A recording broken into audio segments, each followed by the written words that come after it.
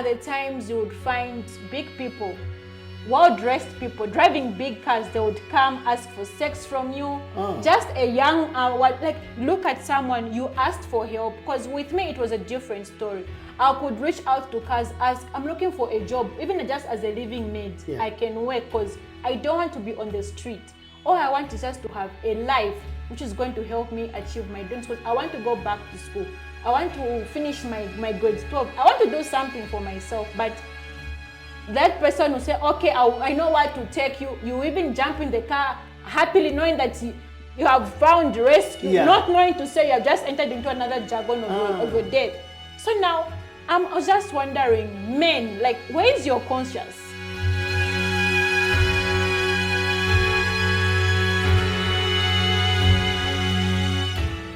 Hello, welcome to our Think Talk podcast. My name is Professor Wilbrod, and today in our studio we have got a guest that you might have seen before, Namakau Munda, who is HIV positive but also has got a second story that I asked her graciously to share with us.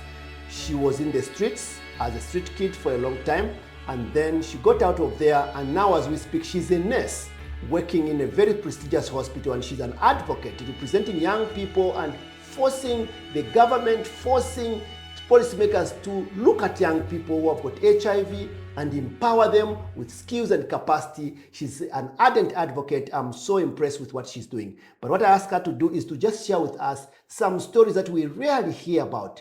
The story of a street child, especially a girl child who was on the street. Let's hear what the story was like. Namakau, welcome.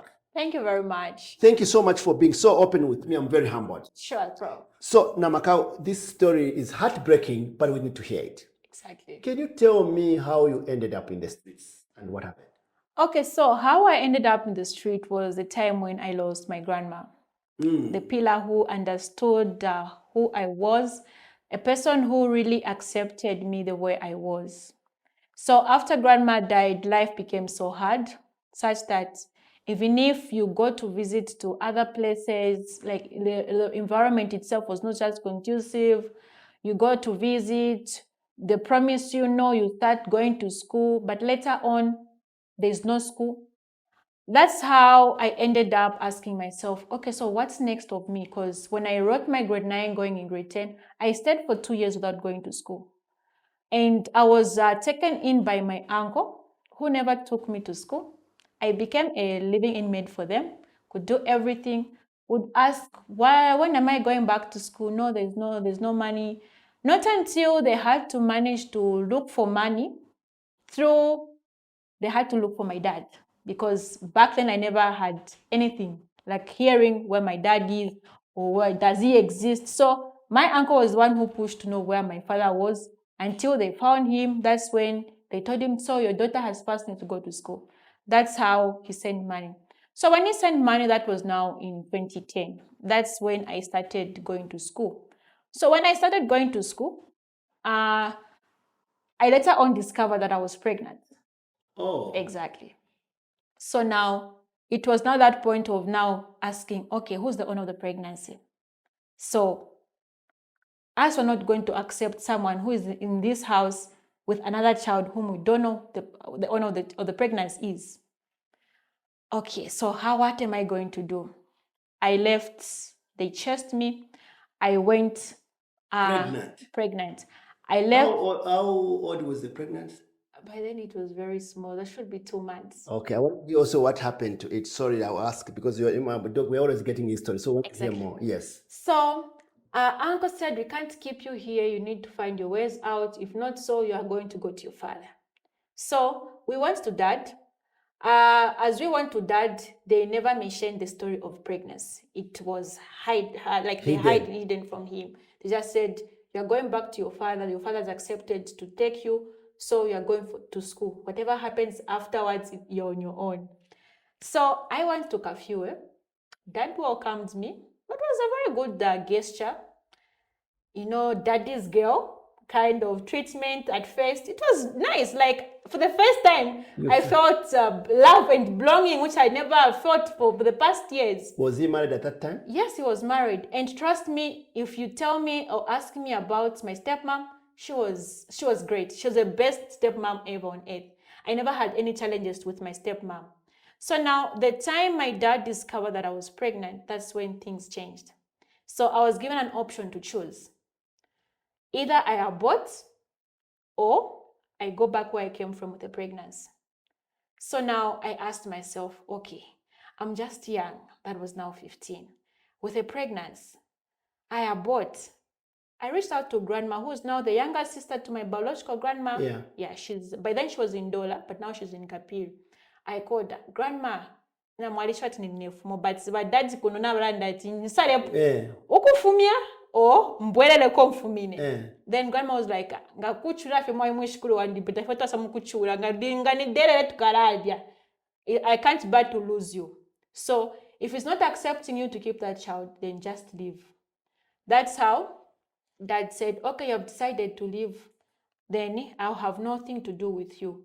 When you leave this place, never should you turn your back. So it was there now when the treatment now started. I started school at Kashwe Day Secondary School. It was Wallace pregnant. I continued. He never knew when I went. So the time we were going, he had already made all the arrangements. So I reached on Friday. Monday, I reported for school because they had already done everything. Okay. Yes. So now, going there to school, they were friends with the head teacher. And then later on, he just shifted. Stopped doing the responsibilities at school. Like my performance became bad because I was mentally disturbed. In as much as my mom could encourage me, you could talk to dad, or just said, I'm giving her time to think. I'm giving her 2 months to think. If these 2 months she doesn't think of what to do, then I have no option but to let her go. That's how 2 months elapsed. Just said, I have to go back. That's how he even sent me back. I went to grandma. Grandma in Dola, I gave birth. My child survived, born negative, until at some point, relatives, she also has a kids whereby they said, no, you can't be keeping someone who has a child to responsibility. So there are those now talkings which came in. I decided to leave the house. And the baby, where did you leave the baby? I went with a baby. In the streets? In the streets. I'm now even whistling, you see, in my... So now, at that point, that's where now my street life began.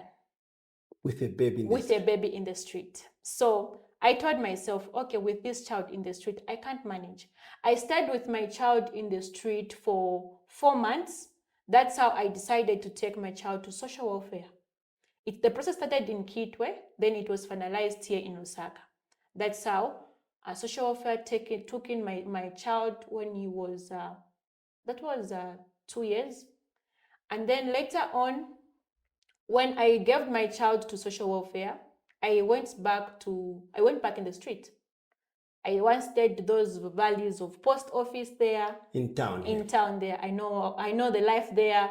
I once slept at Intercity. I know how life is. Like I stayed in the street for 2 good years. That was 20. And how was it there? Like, how safe was that for a young girl, beautiful looking? Trust me. To sleep with all the vouchers there. Could you even sleep a night safe? Trust me, it's hell. It's God. Just like, it's not easy. Because when you look at what happens there, you're not alone. Yeah. There are a lot of your friends, mixed, boys and girls. And then now with me, it was just something that was just so hard and difficult. So with me, what I used to do, I won't associate myself with those group. I will leave that group. I'll come and sleep at Intercity. In the buses, I'll have my car bag, pretending as if I'm going somewhere. And then I'll sleep in the bus. When the bus is about to start off, then I'll step out. When it's morning. But were you looking clean enough to like be allowed into a bus? Exactly. I used to do some pieceworks at a restaurant. There's a lady who used to have a restaurant. I don't know if she's still there by now. I used to fetch water for her and wash plates. So I'd make sure if it's time to go in the bus, I'll go bath in the bathroom by the city there, council in the Intercity. I bath, I just make myself clean, then go on the bus because I couldn't tolerate the issue of sleeping with people whom you see on the street. Yeah. And trust me, those street kids that you see there, they're good when you're just seeing them like this during the day. But when it's night, it's a different story. And with me, I told myself that I will never do drugs. I will never indulge myself in any other activity. In as much as I understand I'm a street kid, but certain things you wanted to avoid. So there was some moral compass inside. And one thing that I forgot to mention was I appreciate Grandma because she brought me up in the Word of God. Despite of going through all those challenges, I could always pray. And the verse which she always used to teach me was Jeremiah 29 verse 11. Him alone knows the plans that he has for me. Plans not to harm me, but plans to give me the future that I hope. So in as much as I was going through all these stages, like I would have a minute or two, I would pray to God. God, I know, yes, I did something wrong, but despite of that, I'm not the first one to be pregnant in the family. And I'm not the only one who is even pregnant in the family. Like I have my immediate, the last born in mom's family. We're like more like age mates. She was pregnant. She was the first one pregnant before me. But with her, they accommodated her. They accepted his son and everything. But for me, it was a different story. Like I was just left to like. So you suffer. think HIV had anything to do with that treatment? No. HIV never even, like on that one, I don't even know if it was HIV, if it was maybe it's a combination. So things that I encountered, it's really difficult and surprising and embarrassing to say at a certain point, because many other times you would find big people, well-dressed people driving big cars. They would come ask for sex from you. Just a young look at someone, you asked for help. Because with me it was a different story. I could reach out to cars, ask, I'm looking for a job, even just as a living maid. I can work because I don't want to be on the street. All I want is just to have a life which is going to help me achieve my dreams, because I want to go back to school. I want to finish my grade 12. I want to do something for myself. But that person will say, okay, I know what to take you. You even jump in the car happily knowing that you have found rescue, not knowing to say you have just entered into another jargon of your death. So now, I was just wondering, men, like, where is your conscience? You pick someone from the street, like that person is vulnerable enough to tell you her story, and then on top of that, you request of something else in exchange of the freedom. Where is the humanity? I don't know. And away from that, government. Many other times you accused, so no, the children are just are not there to be like they just want to be on the street. It's something that they have decided. No, it's not something that they have decided. In these homes, we go through a lot. There are times I had friends whom I once had an encounter. Like, we would ask each other, "How did you find yourself here?"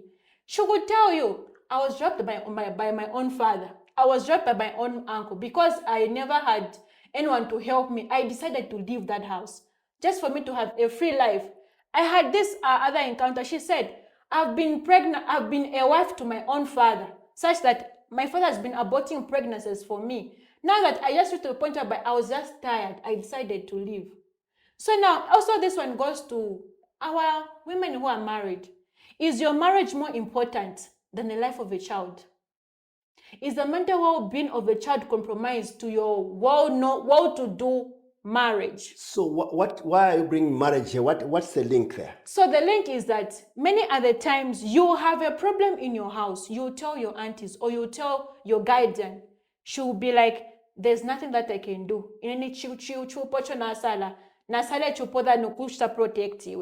Because these are the stories that I have from my friends who are in the street. She'll be like, "I told my auntie to say, this is what my uncle is doing to me. But she decided to save her marriage other than helping me."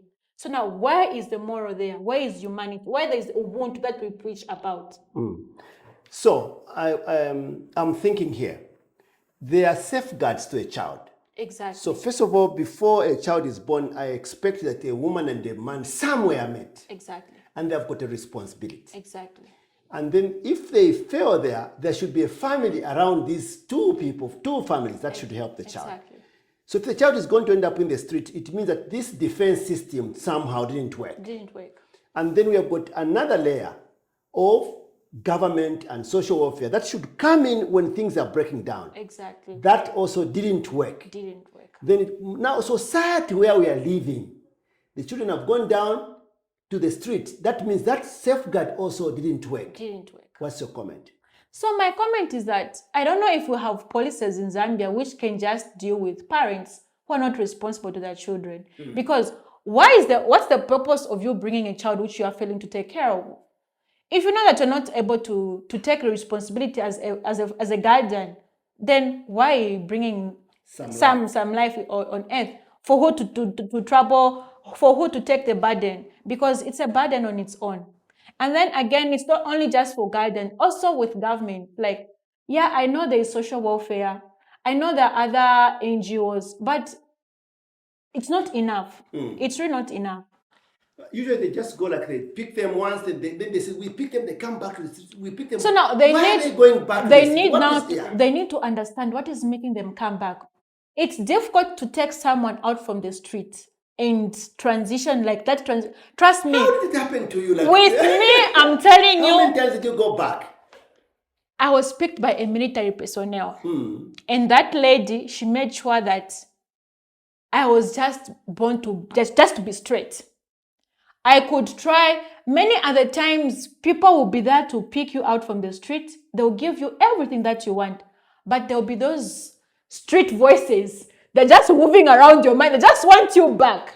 The devil is calling. The devil is calling. But with her, it was a different story. She was a prayerful woman. Like, she could pray for me. And away from that, she could just engage the physical treatment by not trying to kill me or what, but just trying to discipline me. Many other times I used to be taken certain places in Quito where she used to work, which I can't mention for security purposes. But she could take me there just for me to be disciplined and not to say, this is the right channel which I need to follow. And believe me, it worked. Excellent. So this is also what I'm telling to government. I know ZNS has got this platform where they pick street kids. They should engage me. I can be someone who can talk to them, because back then, yes, I understand it was difficult. It was different than it is now. And kids of nowadays, what they're consuming out there is different and strong.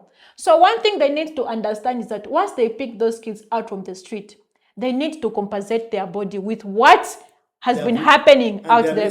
And they're missing out on something out there. So in as much as they pick them out from the street, they need to understand what was being consumed from these children, and what is it can we substitute to help them in this transitional phase. So they've got some addiction as exactly. Well. There is addiction which is attached, such that even if they try by all means to control, it's difficult because the body is used. Yeah, no, I think it's like drugs, just the drug, exactly. alcohol, yes. When people get addicted. Exactly. So, Namakau, we have to stop now, but I want to listen to you even a little more in the future. But I do know that there are street children who are listening to us. I want you to speak to them in Chinyanja or Chibemba. Okay, so achani bantu banjilaka momo somo muli I'm going to speak Bemba inyanja. So ndefa mumfuikishe umuntu uleranda kuri mwapa arikalapo mu street. Omomo na mulala omomo kebino mumpara pa post office pa bridge kula kuli kulumumba kula ku Jordan bus station. Kose kula nali dalako. So now echo ndefa mwisho chakutia. Life nangu iko seshani, ifintu nangu ifishupe shani. There will always be kula baife inshitefe monga ya Afrika, such that yako but inomba ufirefe inshite ya kuchinja. So even as much as abantu balaisa kulimo balanda na imwe ule kabiro kuba muli social no berelemo for how long o wala kalilamo ngole for bwafuirisho. Accept that help chipokeleleni because tamwishibo ukamyafa next. And then ngawa misenda ngawa mitolo kulikosoko wale mitwala. Just accept what you are going through because wale fo akutumwikale no wikashovu suma kontanshi. Bafuna mukale pabwino so that musachite continue mamine munkalira.